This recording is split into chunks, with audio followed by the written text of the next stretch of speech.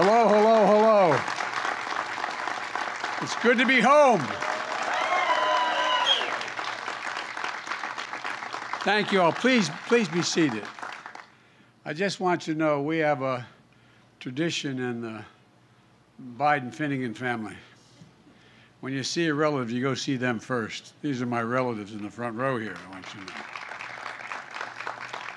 to know. And spent an awful lot of time across from St. Paul's Church at my Uncle Jack Finnegan's house. His daughters are here, and he taught up at the U. And I just want you to know that Amtrak is here. They can tell you that you should name half the line after me. I am the most railroad guy you're ever going to meet. 2,100,000 miles on Amtrak. Hear me now? Not a joke. What happened was, when you are a president or vice president, they keep meticulous mileage of when you fly an Air Force aircraft. And so about, I guess it was 7 years in to my tenure as vice president. And I used to always like to take Amtrak home on Friday. I tried to go home and see my mom, who was living with us at the time after my dad passed, and I'd try to get home. And the Secret Service are wonderful. They're the best in the world. They never liked me taking Amtrak because it stops too often and too many people can get on and you don't know. And but it turned out I was about number 3 in seniority on the road at the time. In terms of actual time on the road. And a lot of the folks in Amtrak became my family. Not a joke. I'd ride every day. I commuted every single day for 36 years as Vice President of the United States. After my wife and daughter were killed, I went home to see my family, never stopped doing that. And so Angelo Negri was from, you remember Ange? Ange came up to me one day when they just had announced that I had flown 1 million some X number of miles on Air Force aircraft. And Ange comes up, and I'm getting in the car, and he goes, "Joey, baby, what are you?" And I thought the Secret Service was going to shoot him. I said, no, he's good, he's good. It's a true story.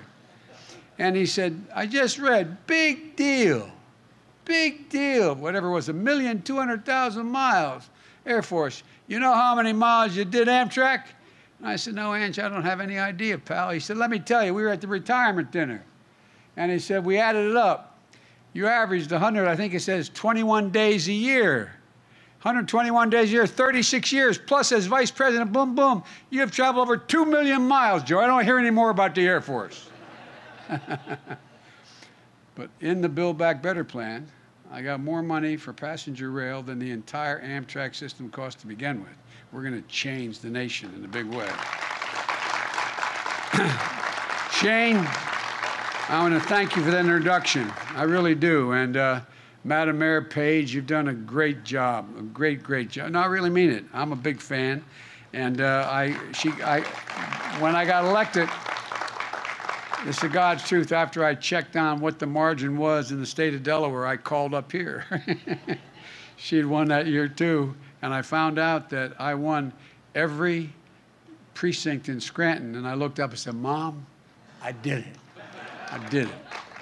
Look, and it's great to be here. It's great to be here in Pennsylvania with a very close friend, become a close friend, and a great governor, Governor Wolf. It's good to see you. And Matt, thank you for the passport to let me back into the district. And it's interesting. I grew up not very far from Bobby, the senator, where he grew up. It was about a total of, if you added it up, I think it's about 6 blocks. And his dad and I were about 18 years apart, and we're 17 years apart. So it's like a continuum going down here. But I just want you to know, we went to the same schools, same parish, just a few years apart, take a few years. And Scranton is where I played shortstop at the Green Range Little League in the first year. It was put up. My dad helped build the field down there. and spent a lot of time at Simmy's buying penny candy and Hank's Hoagies on Woodlawn Street, watching movies of the Roosie on the weekend and trying to reenact all they did. And when you watch those movies, I think I was told, I don't know if it's true, I was the only kid in my era that I was able to walk across the lackey on that pipe that was just above the thing. If you fell in the lackey, you were a lackey, you were in trouble. But anyway, that's right. Look, no matter how long you live here in Scranton, it's a place that climbs into your heart and it never really leaves you, and that's the God's truth. You know, it's like that old saying goes, you can take the boy out of Scranton, but you can't take Scranton out of the boy. There's something special about it. And I believe that home is where your character is etched, and I really mean that. Some of you have heard me say this before.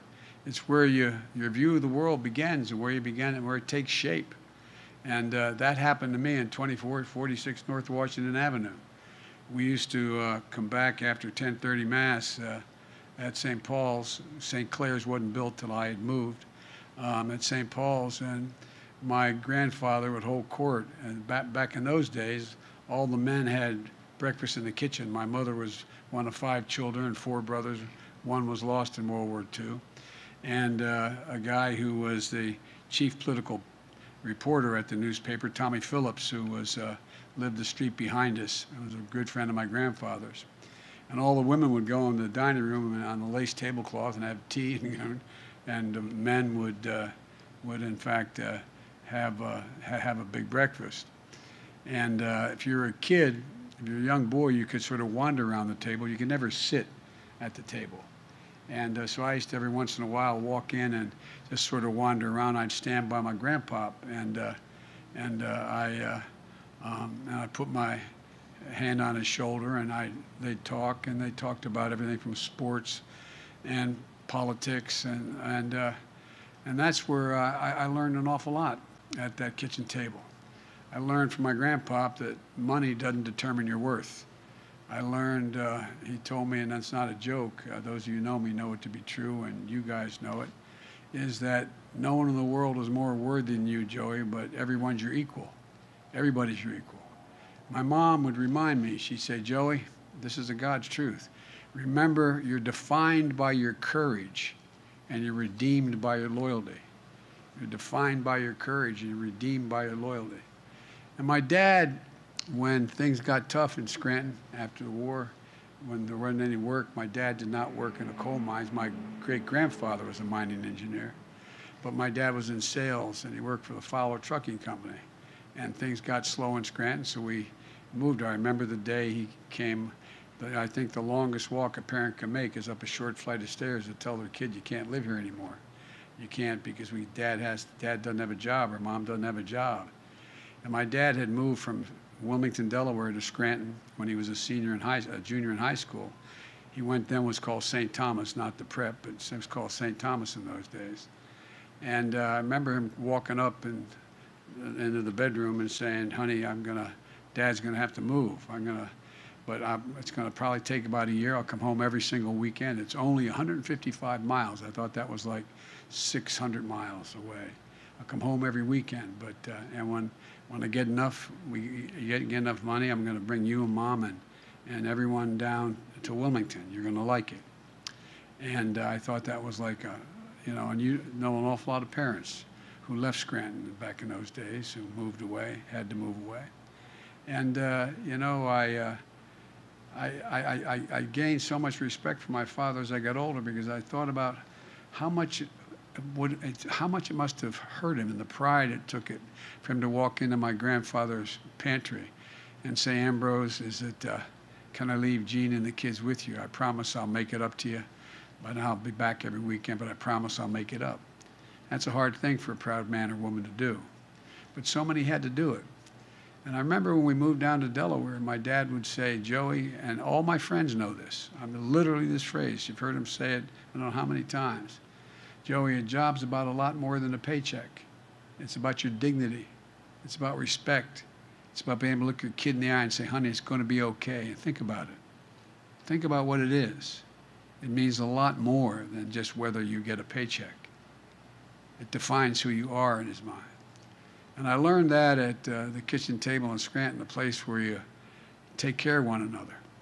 And as I said, my mother, I used to stutter badly when I was a kid. If Tommy Bell and Charlie Roth and all of my old friends were here at St. Paul's, you know, my nickname was Blackbird. It was bye-bye Blackbird. It wasn't meant as a compliment. And I wasn't very big, but you could beat me, but I'd hurt you. You think I'm kidding? I'm not. And but you know, it's one of those things that I was fortunate because the people I was surrounded by, our neighbors in Scranton as well, that people stuck up for you, stuck up for one another.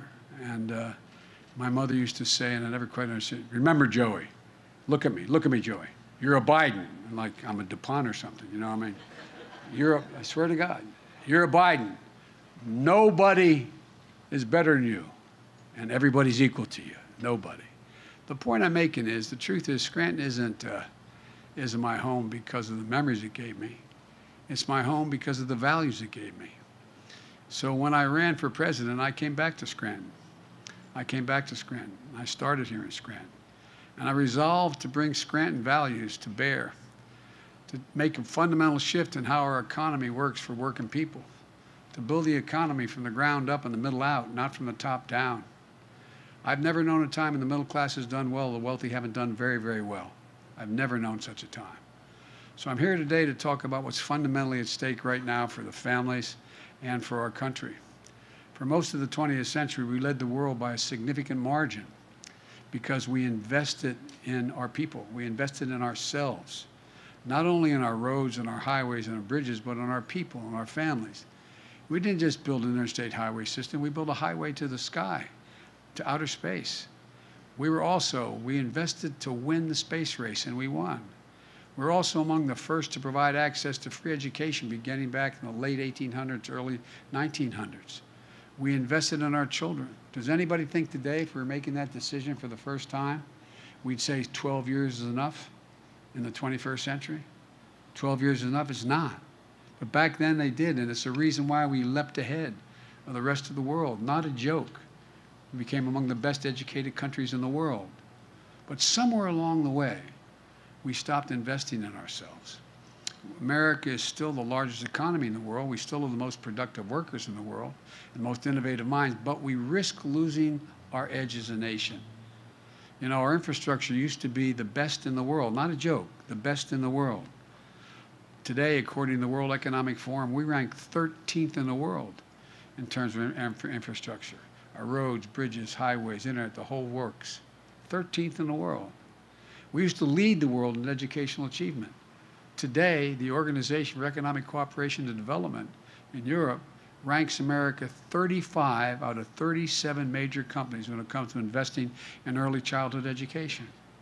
And talk about an equalizer. The greatest equalizer in the world. Well, the great university has done studies the last 15 years. You give a kid, no matter what the kid's background, from a broken home, from a home where mom or dad didn't go to school or whatever, and you put them in school in third grade, you increase by 50% school, not daycare, you increase by 56% the chance that they'll complete 12 years of school and build confidence. What's education all about? It's about building confidence in a child. It's about giving them the tools to do something. We can't be competitive in the 21st century economy if we continue to slide the way we have. That's why I resolved that we have to once again build America from the bottom up and the middle out.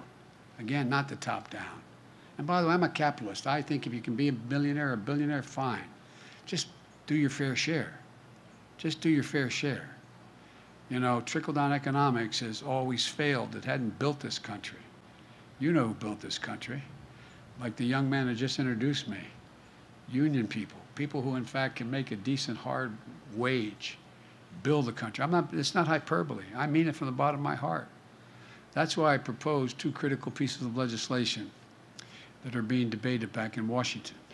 Now, there's some really smart national press with me today, and they have understandably believed that there's no possibility of my getting this done. This has been declared dead on arrival from the moment I introduced it. But I think we're going to surprise them, because I think people are beginning to figure out what's at stake. You know, when I use the phrase Build Back Better, it's being used internationally now. I got the G7, the largest countries in the world, to agree that we're going to have a Build Back Better world.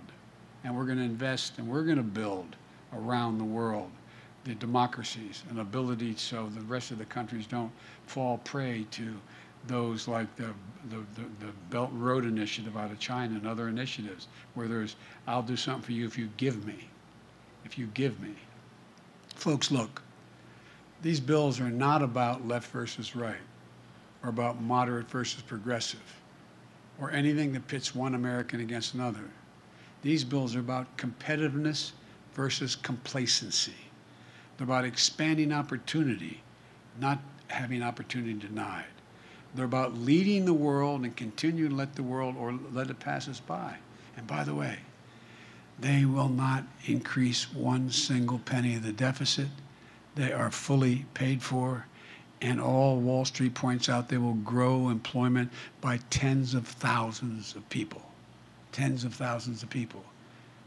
17 Nobel laureates spontaneously, Nobel laureates in the economy, sent me a letter 3 weeks ago saying we'll also reduce, not increase inflation. Here's what these initiatives are all about. First, the infrastructure bill.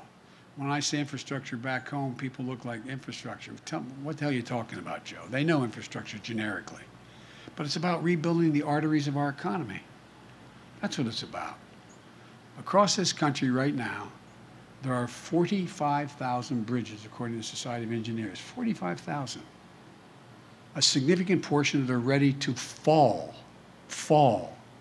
into the water or into the gap that they cover. There are 173 miles of roads in poor conditions that have to be built up, including more than 3,300 bridges and over 7,500 miles of highways here in the state of Pennsylvania that need to be repaired and built. Increase timing and commerce. We're going to put hardworking Americans on the job to bring our infrastructure up to speed.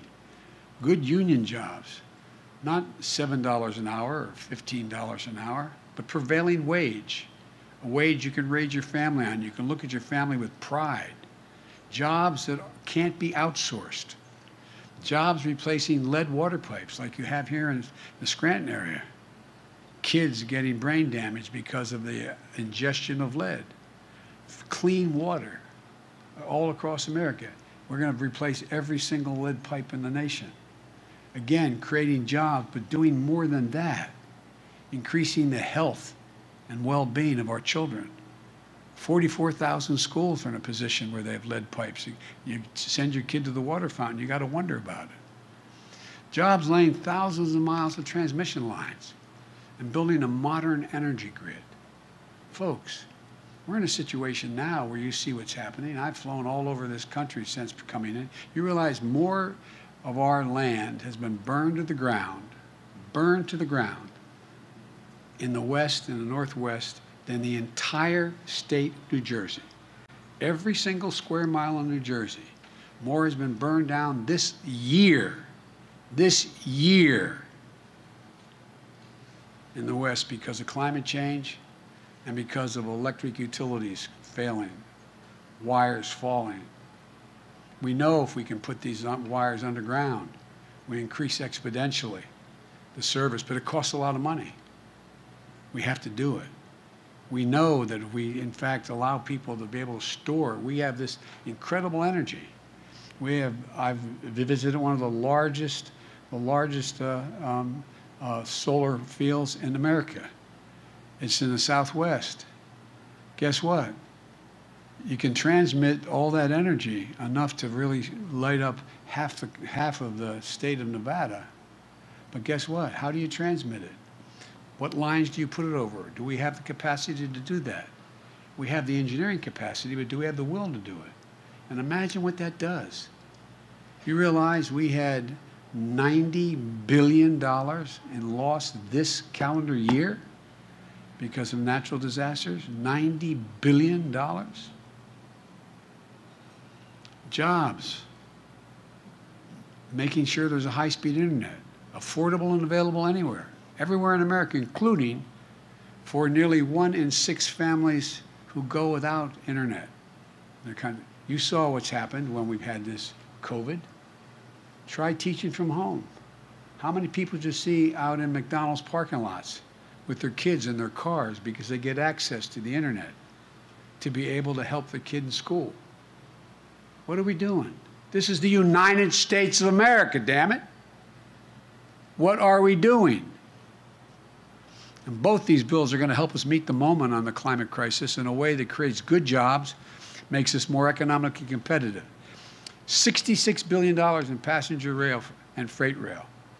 Why I always talk about passenger rail, and particularly high-speed rail. You realize the Chinese are now building another high-speed rail line that will go up to 300 miles per hour? You say, what difference does that make, Biden? Well, guess what? If you can get in a train and go from here to Washington much faster than you can go in an automobile, you take a train. You take the train. We will take literally millions of automobiles off the road, saving tens of millions of barrels of oil, dealing with cleaning up the air. This is not hyperbole, this is a fact. These are facts. Right now, when I went out to Silicon Valley, they showed we're in a situation where if you put solar panels on your roof, guess what? When the sun's not shining, you're in trouble. Except they have now battery technology. You can have batteries in your basement about the size of the width of this podium and about that thick that keep you going for 7 days. So what do we have in this legislation? We have $39 billion to modernize American transit. I remember riding the trolley. I lived at the end of the line, as they say, in Greenwich. 3 blocks, the end of the line. Beyond the end of the line were the dumps. But Maloney Field was on the right. And the Little League baseball field I played in was down the bottom of the hill. But the point is, it made it work. Most people live in cities. You know, the vast majority of people now, working people, live in cities. Their jobs are out of town, no longer in town. No longer in town. But 65% do not own an automobile.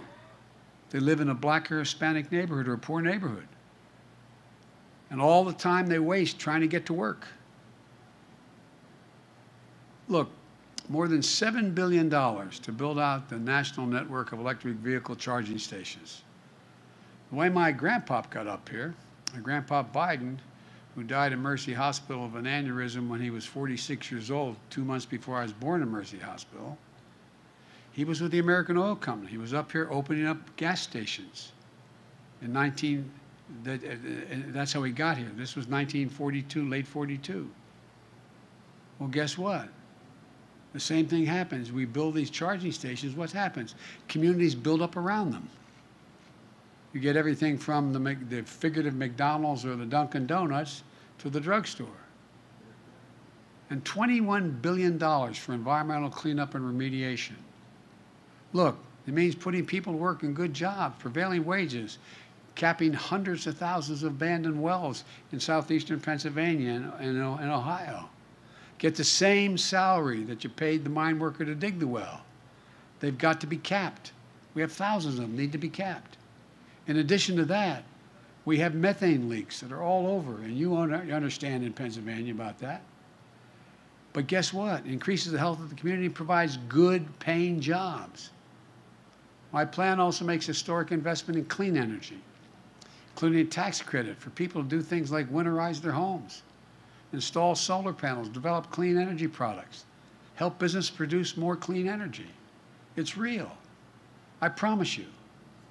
I won't be around to see it, but I promise you, your kids are going to see a time when they're not, in fact, generating any energy from the homes here in Scranton other than renewable energy. Not a joke.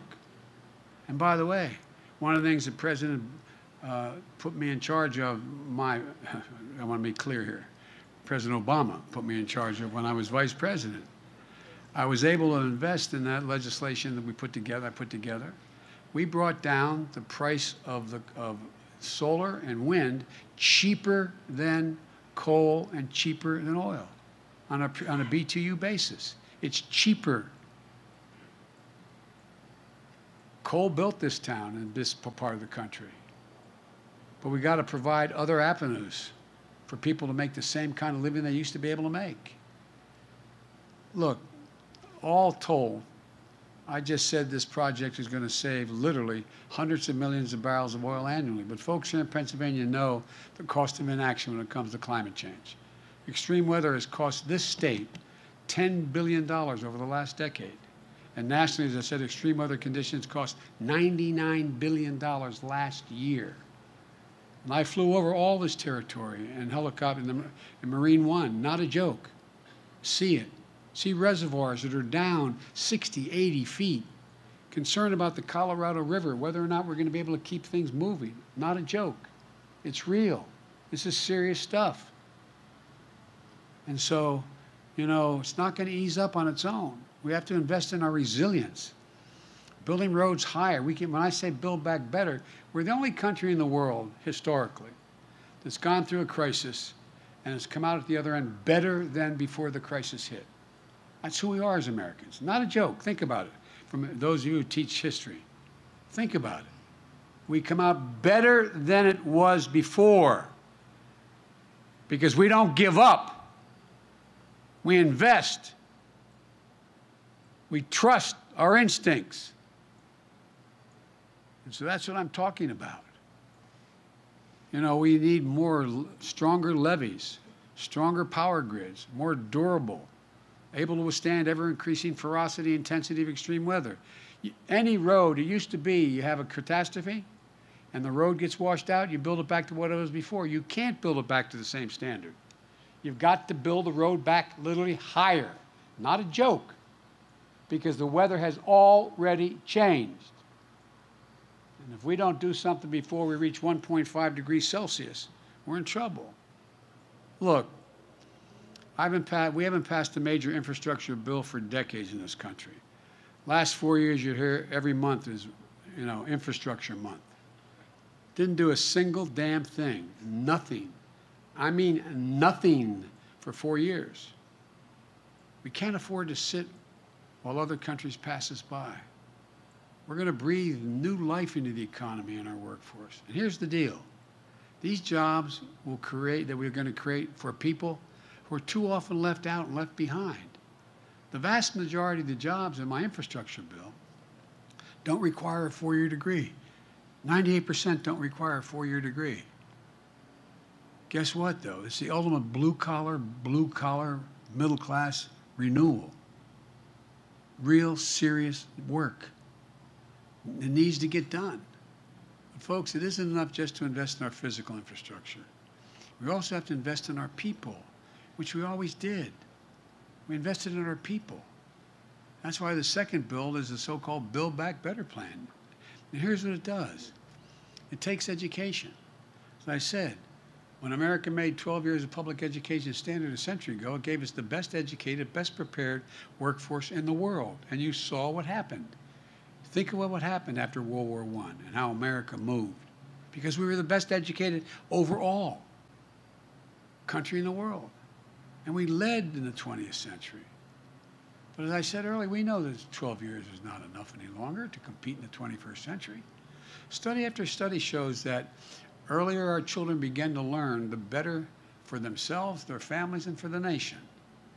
You know, you all know the statistics, and some of your teachers and your husband used to talk to me about this, and it was really basic, that if you come from a home where the mom or dad have books on the shelves and on the coffee table and read, and you come from a home where mom or dad can't read or has a 6th grade education or has a little difficulty, the child coming from the middle-class home is going to have heard 1 million more words spoken, not different words, spoken, than the child coming from a middle-class home. And that's because, look, what do you all do? You all know with your children and grandchildren. You start talking to them when they're in the cradle. You engage them. They're the people who sit at the dinner table and still talk. They're engaged. So many homes, mothers or fathers don't have the capacity or inclination to do that. But right now, what are we doing? We're lagging behind. Today, only about half of the 3- and 4-year-olds in America are enrolled in early education at all. Germany, France, the UK, Latvia, their number is over 90% of the children. It's not just early education. According to one study, we rank 12th among advanced economies when it comes to percentage of our young people who've attained any sort of post-high school degree. Ranked 12th in the world. The Build Back Better plan gets us back on track. We'll make 2 years of high-quality preschool available to every child in America. Every child. And we're going to make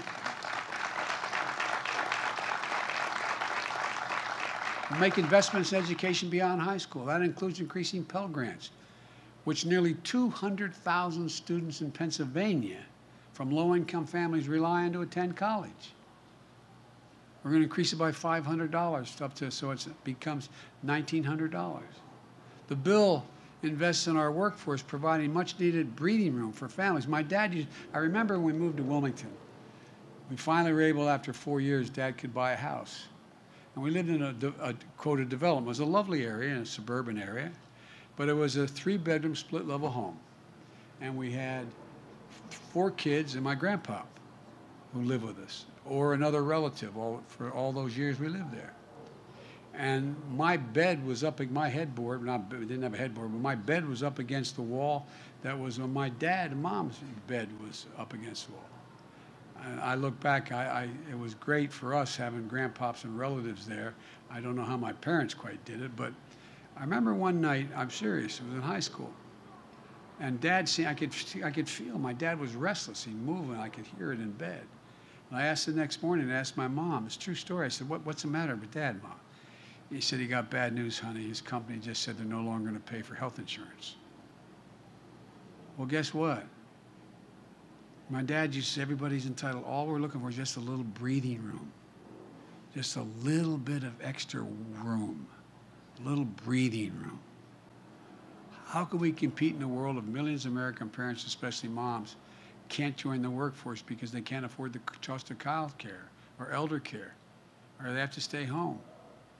I heard my colleagues speaking before I did. Here in Pennsylvania, the average annual cost of child care for your toddler is $11,400. It's higher in other places. So average 2-parent family with 2 young kids spends 22% of their income for child care every year. I was a single dad for 5 years. I got elected to the Senate. I got a phone call before I got sworn in when I was hiring staff saying my wife and daughter had just been killed. And my 2 boys were seriously injured. They were hospitalized for a long time. So that's why I eventually started commuting. But I continued to commute because I could no more afford, and I was making a lot of money then. Now, granted, I was listed for 36 years as the poorest man in Congress, but I was making $42,000 a year. And I didn't think my job was to make money when I was in Congress. But this is not a joke. I could no more afford child care than fly, but fortunately, I had a hell of a family, those values I talked about. My sister and her husband, after a little bit, they gave up their home. I came home one night, and they moved into my home, helped me raise my kids. 5 years later, no man deserves 1 great love, let alone 2. 5 years later, when I met and married Jill, I came home after the wedding, they'd moved out. My brother, Jimmy, my best friend, my mother, they all helped me take care of my kids. But I couldn't have done it. So I understand, how in God's name do people make it? If you look at the world of advanced economics and those with advanced economies, the countries invest an average of, each of those countries invest an average of $14,000 per year in state-sponsored toddler care. America invests $500, 28 times less than our competitors. Here's what it does to our economy. You all know it. 30 years ago, we ranked 7th in the world among advanced economies in the share of women in the workforce. Today, in America, we rank 23rd. And women are becoming, not joke, better educated than men. If you look at, and I do about 5 college commencements a year, 4 of those 5, the valedictorian out of those classes for the last 10 years has been a woman. And if you read the data now, we're worried about the number of men attending college. Once again, our competitors are investing. We're standing still. My Build Back Better plan is designed to get us moving again. Look, it's going to cut the cost of child care for most Pennsylvania families in half. No middle-income family will pay more than 7% of their income on child care under my proposal. 7%. It's going to help more people get back to work in the workforce and make ends meet. It's also going to extend the historic middle-class tax cut for parents. Everybody talks about, and by the way, I'm going to say something self-serving, but I got on pretty well in the Senate for all those years. A lot of Republican friends as well as Democratic friends, for real. Kind of like Bobby. I mean, they're friends. We used to travel together a lot. And here's the deal, though. You know, what I was able to do when we passed the American Rescue Plan in the first month of my administration, which has allowed us to have all the funding for COVID. And when I started off, there were 2 million people in America that had gotten a vaccine. Well, guess what? We're up to 190 million. That's how we got it paid for. But here's the deal. What it meant was that, you know, right now, there's a whole new attitude that's out there. How do we not invest? So in that act that we passed, we provided for a child tax credit. And you heard my introducer speak to it.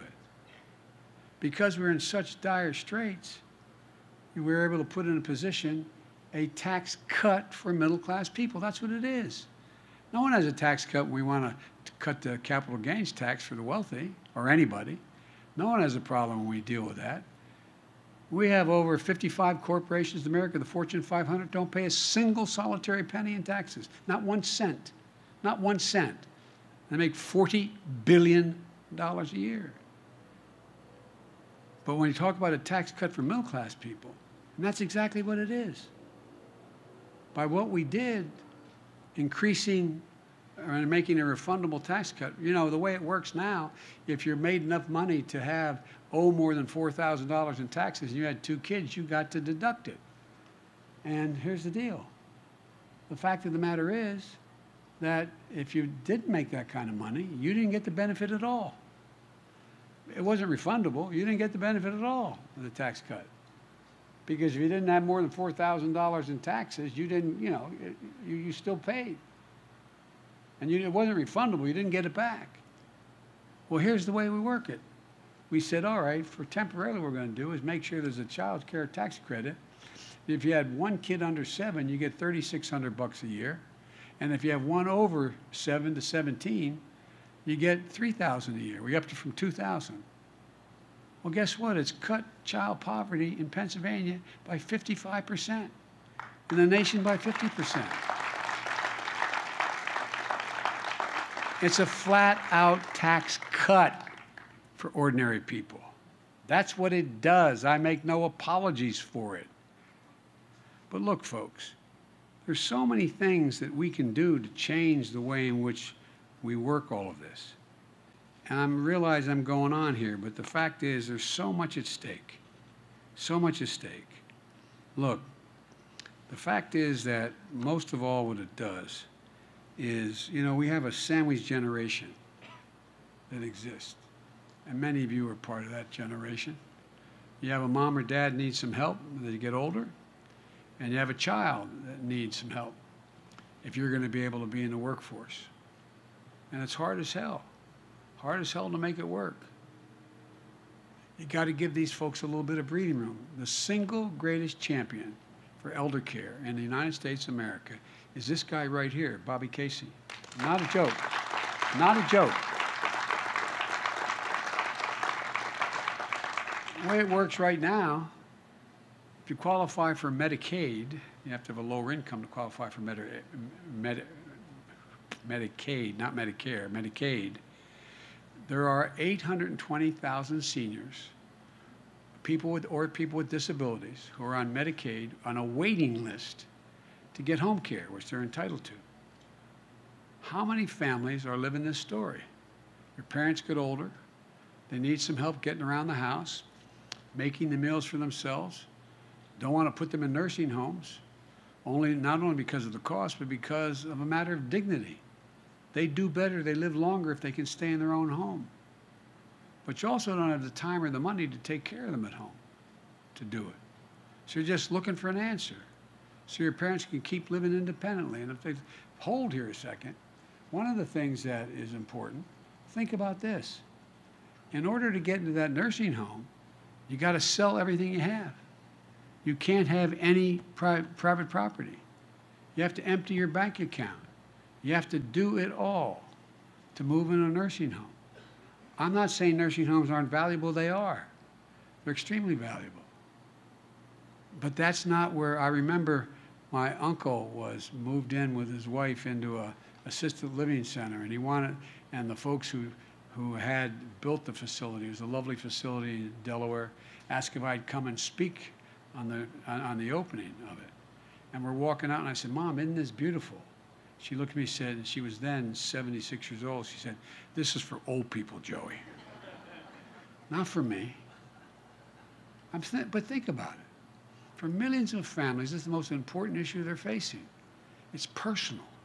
It's personal. And Bob Casey gets it. When Bobby fights for something, he never gives up, in case you haven't noticed. So here's what we're going to do.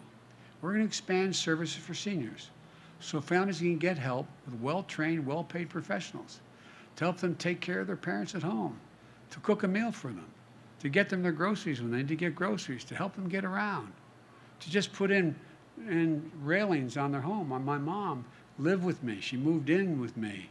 We finally talked her into doing it. And guess what?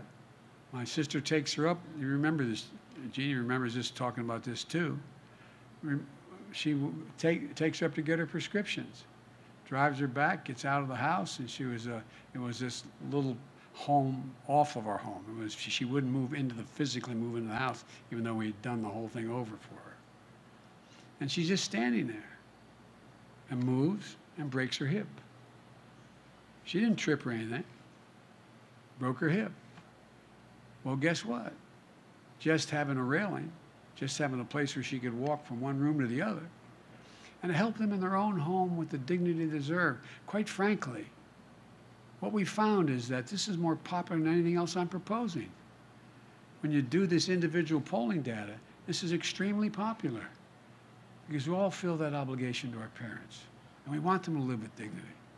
Look, because American people understand the need. It's a matter of dignity, it's a matter of pride. Look, that's what both these initiatives are all about. And frankly, they're about more than giving working families a break. They're about positioning our country to compete in the long haul. Economists left, right, and center agree. Earlier this year, the Wall Street outfit Moody's projected that the investments I'm talking about will create, for the next 20 years, on average, 2 million additional jobs per year. Good paying jobs. It's transformative. And we can make these transformation investments and be fiscally responsible. Take the infrastructure bill. All those investments, road, bridges, high-speed rail, internet, the whole deal, they represent less than 0.5% of our economic growth each year. Less than 0.5%. And the cost of the Build Back Better bill in terms of adding to the deficit is zero. Zero. Zero. Because we're going to pay for it all. In addition to that, half of it is a tax cut. It's not spending money, it's a tax cut for working class people. And it's about time, as I said, and I come from the corporate state of the world. Not a joke. More corporations are registered in my state than every other state in the United States combined. And I represented the state of DuPont, as they used to call it, for 36 years. I'm not anti-business, but I'm about just begin, pay your fair share. Look, folks, under this proposal, and under this proposal, these proposals I'm talking about, I guarantee you that no one making under $400,000 a year will see one single penny in tax go up. Not one. In fact, the plan cuts taxes for working people. And by the way, if you notice the way you usually pay for infrastructure is by gasoline taxes, I wouldn't allow that because that would tax people making under 400,000. I'm a man of my word. Not one single penny will you pay if you make less than $400,000. So, but there's no reason why someone making $400 million a year. By the way, you know, during this, all the crisis we've had with COVID, there's an absolute finite number of billionaires they can count up in the tax code. You know how much money the billionaires made last year collectively? They're not bad guys, I'm not saying that. They made $1 trillion increase their collective income. $1 trillion. Just pay your fair share. You know, if you are a multimillionaire or billionaire, you have a lower tax rate than a family that has a teacher and a firefighter as a percent of taxes you pay. Lower. As I said, 55 our largest corporations pay zero in income tax, 40 billion bucks. This needs to change. Working folks understand that. That's why, despite the attacks of misinformation about my plans, are still overwhelmingly supported by the American people. They understand that when families have a little breathing room, America's in a better spot. And they know this is about dignity and respect, about building an economy from the bottom up and the middle out, not from the top down. As I said, name me a time in American history when the middle class has done well, the wealthy haven't done very well. Name me a time. So let me close with this. For too long, working people of this nation, the middle class of this country, the backbone of the country, have been dealt out. It's time to deal them back in. I ran for president saying it was time to rebuild the backbone of the nation. And by that, I was very precise. The middle class has been the backbone of this nation. I couldn't have been any clearer. That's why I wrote both these bills in the first place and took them to the people. I campaigned on them. The American people spoke. They have no doubt about what I ran on. Both these bills were all what I talked about. But guess what? 81 million people voted for me. More people voted than any time in American history. And their voices deserve to be heard, not to be denied, or worse, be ignored. Because here's what I know. If we make the investments, there's going to be no stopping America in the remainder of the 21st century. I've long said, and I mean this to every world leader I've known, and I've now spoken to over 60 of them. And I've known them, many of them before that. I tell them, it's never, ever, ever been a good bet to bet against America. No, never, never, never. Which means it's always a good bet to bet on America. And that's what these initiatives do. They bet on America. It's about believing in the American people, about believing, about believing. Just look at the history of the journey of this nation. What becomes clear is this: given half a chance, the American people have never, ever, ever, ever, ever, ever let the country down. Just a fighting chance. No guarantees, just a chance. And that's what this is all about. And it does not increase the debt. When you talk about the number, we shouldn't even talk about the numbers because it's all paid for, written in the same piece of legislation. So you pass the spending, you're also passing the tax cuts, and you're passing the taxes that are going to be increased. Scranton, thanks for always treating me so nicely. I really mean it. God bless you all. And may God protect our troops. Thank you.